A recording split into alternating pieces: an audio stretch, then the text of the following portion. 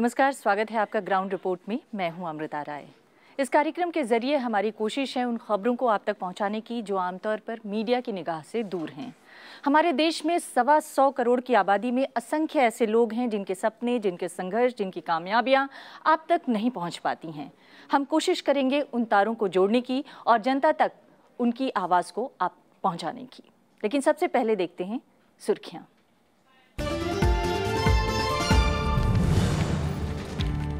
भारत में बढ़ा पत्रकारिता का जोखिम, प्रेस फ्रीडम इंडेक्स में गिरा दर्जा, आजादी पर नियंत्रण से चिंता। इंसाफ में देरी से परेशान आम आदमी, 3 करोड़ से ज्यादा मुकदमे लंबित, 1/3 मामलों में दशकों से न्याय का इंतजार। धूमधाम से शादी पर मालवा में दलित उत्पीड़न, सीहोर में मंदिर प्रवेश पर बदसलूकी, मध्य प्रदेश में 4100 से ज्यादा वारदात। और पैसे के लालच में हाथियों से क्रूरता, जयपुर में 10 साल से नहीं पैदा हुआ एक भी हाथी, ब्रीडिंग पर अघोषित रोक।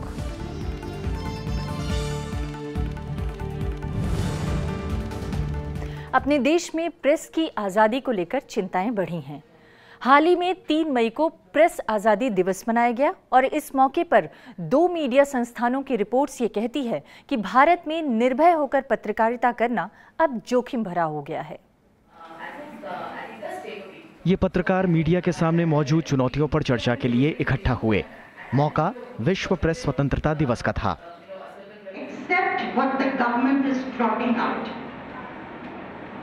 Use this publishing, but do not imply it. Media कर्मी खुद पर बढ़ते दबावों से खासे चिंतित हैं।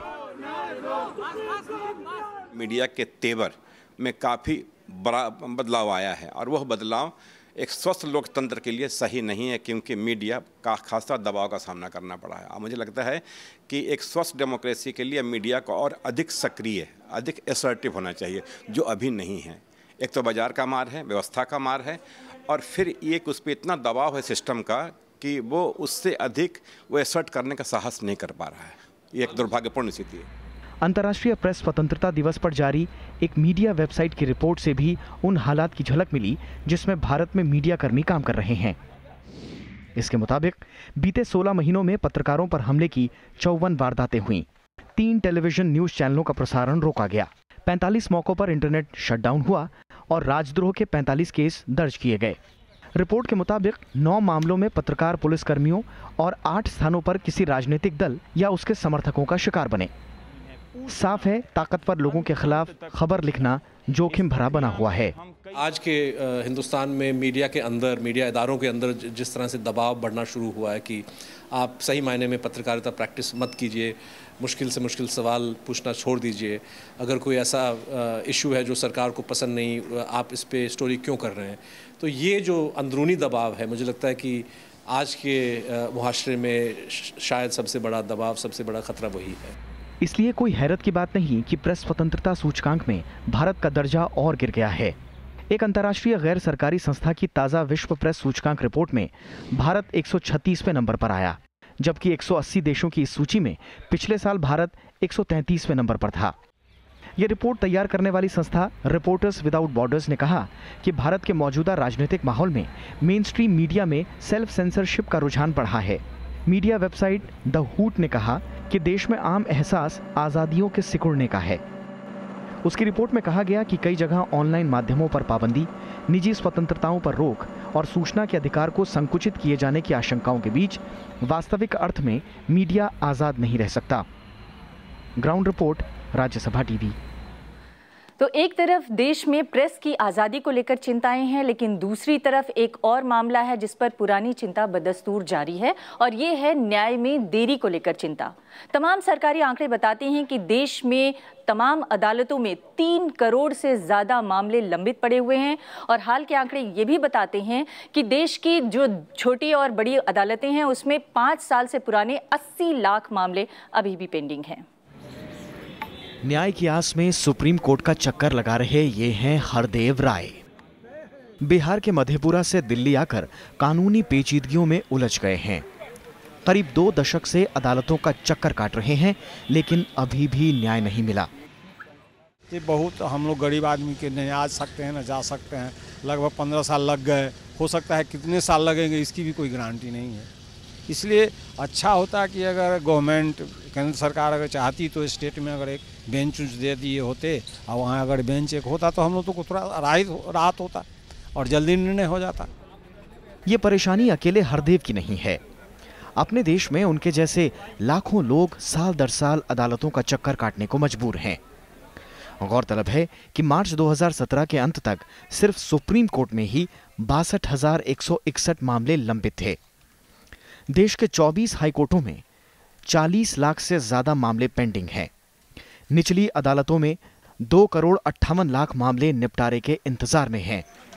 कानूनी मामलों के जानकार इन हालात के लिए कई वजहों को जिम्मेदार मानते हैं। देखो, न्याय तो कोर्ट ही देगी, लेकिन अगर उसको आप बेसिक चीज़ें नहीं दोगे, जज को बेसिक चीज़ें नहीं दोगे, तो वो परफॉर्म कैसे करेगा? जो सब स्टैंडर्ड परफॉर्मेंस होगी उसकी, तो आपको सब स्टैंडर्ड लॉ मिलेगा, तो सब स्टैंडर्ड जस्टिस मिलेगी। लंबित मुकदमों में करीब 63 लाख यानी 24% मामले 5 साल से ज्यादा पुराने हैं। करीब 21 लाख यानी 30% मामले 10 साल से ज्यादा समय से लटके हुए हैं। 90% लंबित मामले उत्तर प्रदेश, गुजरात, महाराष्ट्र, बिहार, ओडिशा, पश्चिम बंगाल और राजस्थान में है। गौरतलब है कि निचली अदालतों में करीब 5,000 न्यायिक अधिकारियों की कमी है। उच्च न्यायालयों में करीब 45% जजों के पद खाली पड़े हैं। अदालतों से समय पर इंसाफ पाना देश के हर नागरिक का अधिकार है, लेकिन इस मामले में हालात बेहद चिंताजनक हैं। दिल्ली से ग्राउंड रिपोर्ट के लिए रविंद्र सिंह शोराण। भारतीय न्यायपालिका की एक समस्या ये भी है कि यहाँ पर तमाम समाज के समूहों की नुमाइंदगी नहीं है और ख़ास तौर से महिलाओं की नुमाइंदगी को लेकर हमेशा सवाल उठते रहे हैं। खबरें तो ये भी हैं कि भारतीय न्यायपालिका में 10% से भी कम महिलाओं की भागीदारी है। देश में पहली बार चारों महानगर के हाईकोर्ट बॉम्बे, मद्रास, कलकत्ता और दिल्ली में महिलाओं ने मुख्य न्यायाधीश की जिम्मेदारी संभाली। मद्रास हाईकोर्ट की चीफ जस्टिस के तौर पर इंदिरा बनर्जी की नियुक्ति के साथ ही महिलाओं के नाम ये इतिहास दर्ज हुआ। शुरुआत अप्रैल 2014 से हुई, जब justice G Rohini Delhi high court की पहली महिला मुख्य न्यायाधीश बनी। फिर 22 अगस्त 2016 को जस्टिस मंजुला चेल्लूर को बॉम्बे हाईकोर्ट के मुख्य न्यायाधीश की जिम्मेदारी मिली और दिसंबर 2016 में जस्टिस निशिता निर्मल महात्रे कलकत्ता हाईकोर्ट की कार्यवाहक मुख्य न्यायाधीश बनी। 4 महानगरों में स्थित उच्च न्यायालयों में महिलाओं का चीफ जस्टिस बनना एक उपलब्धि है। बावजूद इसके न्यायपालिका में महिलाओं की संख्या का कड़वा सच भी सामने है।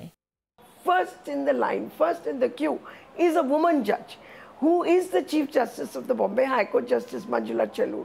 But she will not be appointed to the Supreme Court for reasons which I don't know. अगर आप महिलाओं को नहीं अपॉइंट करते हो हाई कोर्ट और सुप्रीम कोर्ट में, तो कुछ तो गलत है।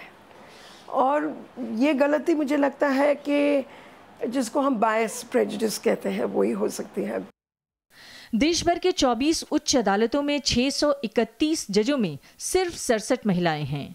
9 हाईकोर्ट्स में तो कोई भी महिला जज नहीं है और 3 में सिर्फ 1 महिला जज हैं। बॉम्बे हाईकोर्ट में सबसे ज्यादा 11 महिलाएं जज हैं, दिल्ली हाईकोर्ट में 9, मद्रास कोर्ट में 6 और कोलकाता हाईकोर्ट में सिर्फ 4 महिलाएं जज हैं। The Supreme Court should announce its policy towards women in writing. If this problem is not resolved voluntarily by the Supreme Court, then yes, it will point a finger to demanding reservations. Supreme court पर नजर डालें तो इस समय सिर्फ 1 महिला जज justice R Bhanumati हैं। ये भी हैरान करने वाला तथ्य है कि 1950 से अब तक सर्वोच्च न्यायालय में सिर्फ 6 महिला जजों की ही नियुक्ति हुई है। सुप्रीम कोर्ट की पहली महिला जज जस्टिस फातिमा बीवी थीं। दिल्ली से रविंद्र शेरौन के साथ ग्राउंड रिपोर्ट टीम। और अब बात बेरोजगारी के मारे नौजवानों की।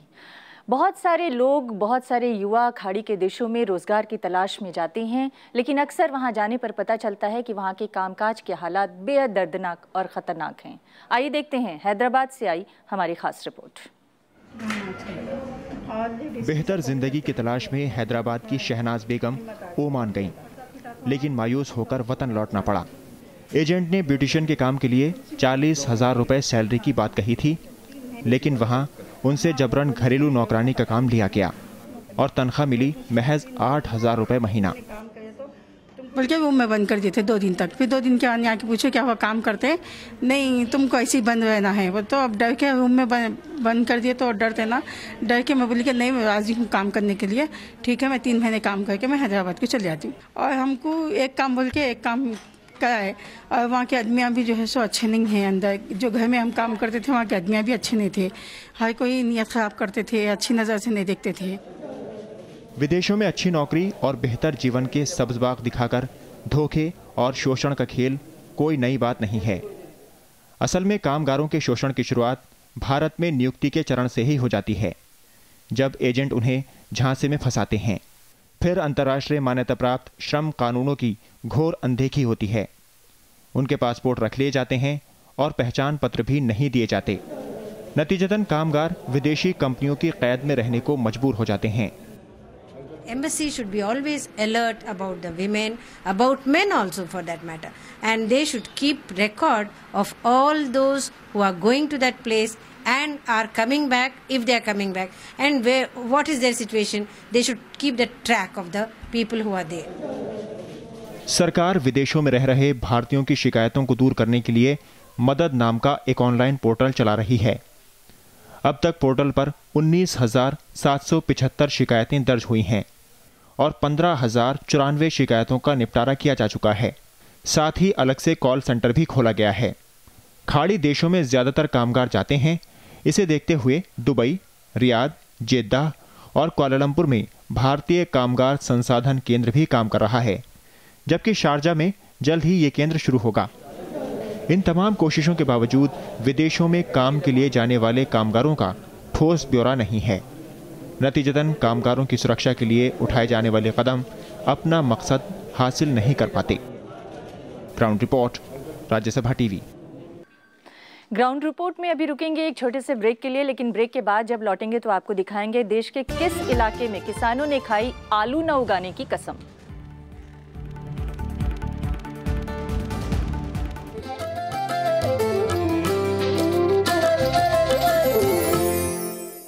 ब्रेक के बाद एक बार फिर से आपका ग्राउंड रिपोर्ट में स्वागत है। हम अब दिखाएंगे दलित उत्पीड़न की घटनाओं की खबर। मध्य प्रदेश के 2 ऐसे इलाके हैं जहां पर धूमधाम से शादी करने पर दलितों के साथ अत्याचार के मामले सामने आए, और एक जगह ऐसा भी हुआ जब दलित को मंदिर में प्रवेश करने से रोका गया और उसे मारा पीटा गया। आइए देखते हैं हमारी एक खास रिपोर्ट। मध्य प्रदेश के एक गांव में एक दलित परिवार ने अपनी बेटी की शादी धूमधाम से करने की जुर्रत की, तो इसकी कीमत पूरी दलित बस्ती को चुकानी पड़ी। आगर मालवा के माणा गांव में विवाह समारोह खत्म होते ही दलित एक बड़ी मुसीबत से घिर गए। करीब 500 दलित जिस कुएं से पानी भरते थे, उसमें अचानक केरोसिन तेल पाया गया। कुआं में घासलेट डाल दिया, तो उस कुआं को फिर हमारे यहाँ गाँव पास वाले गया जो पानी भरने के लिए, जो उसमें घासलेट बाल्टी भर के लाया। जो हमारे चौकीदार जी और अपने हेड साहब थे, उनको बताया तो कि डोल दे उसको पानी तुड़वा था। और ये है मध्य प्रदेश के ही सीहोर जिले के निवासी अशोक। उनका आरोप है कि जाति के कारण उन्हें इलाके के हिंगलाज देवी मंदिर में प्रवेश नहीं करने दिया गया। जब उन्होंने मंदिर में जाने की कोशिश की तो उनके हाथ पैर तोड़ने की धमकी दी गई। उन लोगों ने मेरे साथ बहुत गलत व्यवहार किया, गाली गुप्ता की, और नीची समाज के कहकर मेरे को सीढ़ियों पे सुता दिया और धक्का भी मारा मेरे को, और धक्का मार के बोल दिया कि मतलब कोई भी यहाँ पे आया तो मैं हाथ पैर काट दूंगा। दलितों से ज्यादती के ऐसे मामलों में पिछले कुछ सालों के दौरान बढ़ोतरी हुई है। एनसीआरबी के आंकड़ों के मुताबिक 2011 में दलितों के खिलाफ अपराध के 33,719 मामले दर्ज हुए। 2015 में यह आंकड़ा 45,003 तक पहुंच गया। दलितों के खिलाफ अपराध के सबसे ज्यादा मामले उत्तर प्रदेश में दर्ज होते हैं। 2015 में यहां 8,358 ऐसे मामले सामने आए। इसके बाद राजस्थान, बिहार, आंध्र प्रदेश और मध्य प्रदेश का नंबर है।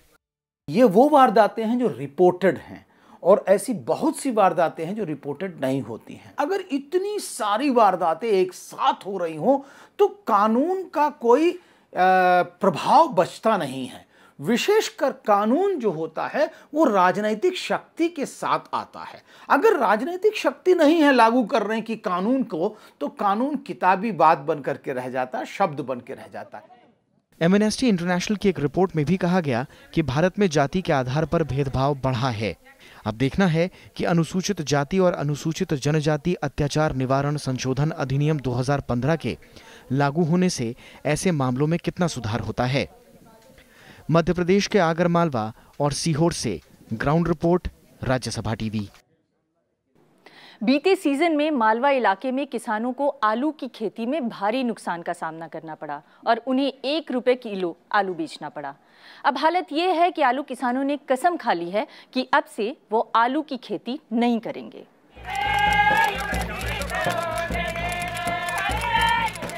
आलू के ढेर पर डफली की थाप और महिलाओं के गीत का ये नज़ारा इंदौर के रामपुरिया खुर्द गांव का है।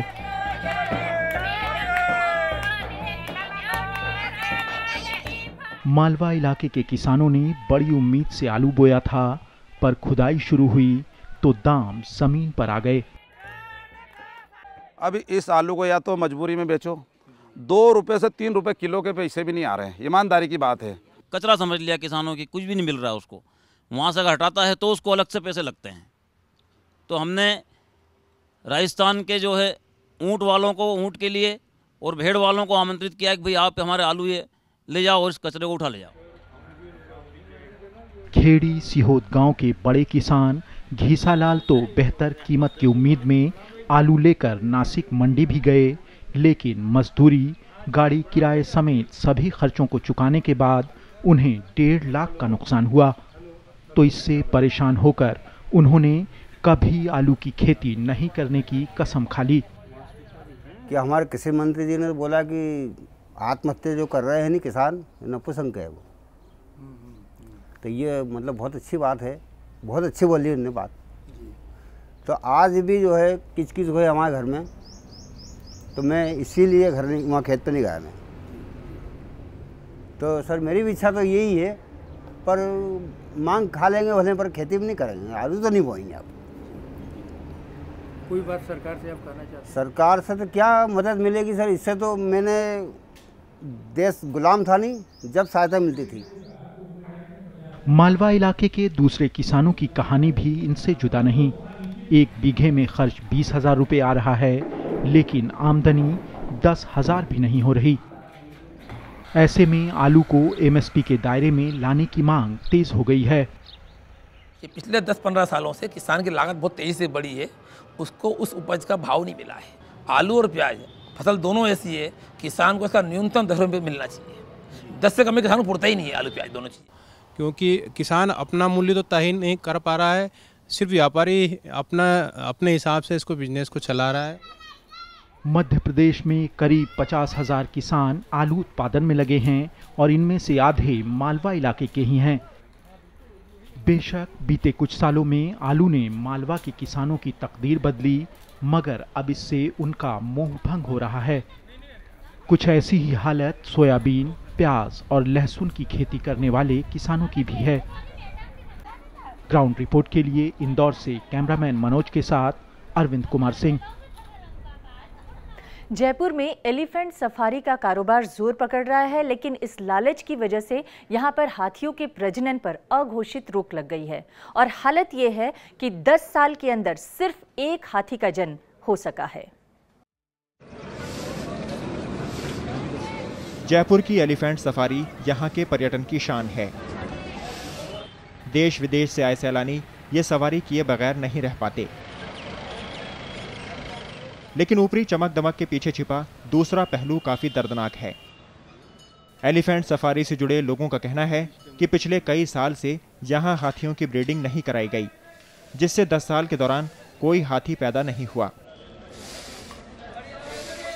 तो जो हालती मालिक अपनी जो फीमेल एलिफेंट्स हैं उनको उसके साथ नहीं रखते, उनको ही डर रहता है कि ये ड्यूरिंग मैटिंग वो उसको इंजर नहीं कर लें, तो उनको अगर वो हथनी घायल हो जाती है तो वो हाथी सवारी में काम नहीं आएगी। नंबर 2 कारण ये रह सकता है कि अगर उनकी हथनी प्रेग्नेंट हो जाती है तो वो उसको हाथी सवारी से कम उसको गर्भकाल चूँकि 21 महीने का होता है तो कम से कम बच्चा होने के बाद भी करीबन साल भर तक वो सवारी ही काम आएगी। जयपुर में करीब 120 हाथी हैं। साल 2000 में सरकार ने नर हाथियों की सवारी पर रोक लगा दी थी। तर्क दिया गया कि नर हाथी जल्द आवेश में आ जाते हैं, इसलिए सवारी का सारा बोझ मादा हाथियों को उठाना पड़ता है। हाथी जो होता है वो मस्ती में आता है तो उसको कुछ नहीं दिखता है, उसको गुब्बार चढ़ जाता है तो किसी को मारता है, हाथी को मारता है, आदमी को मारता है। इस वजह से हाथियाँ बंद है और माँ दिन कुछ करती नहीं, आराम से अपने चलती रहती है। बच्चे भी मतलब कैसे होगा, बच्चे के लिए तो मतलब हाथी और मादिन को एक साथ रहना है, तब जाके उनका तालमेल बैठे। हाथियों के संरक्षण के लिए कई कोशिशें भी हुई, लेकिन हाथियों के संरक्षण के लिए अब तक हुई कोशिशें काफी नहीं हैं। ताज़ा हालात के मद्देनजर अभी काफी कुछ किया जाना बाकी है। जयपुर के आमेर किले से ग्राउंड रिपोर्ट, राज्यसभा टीवी। और अब एक नजर इतिहास के पन्ने पर। स्वतंत्रता आंदोलन के सपनों को साकार करने का एक अहम कदम 1955 में उठा। तब संसद ने अस्पृश्यता अपराध अधिनियम पारित किया। यह कदम संविधान के अनुच्छेद 17 के अनुरूप था, जिसके तहत हर प्रकार के छुआछूत को खत्म किया गया।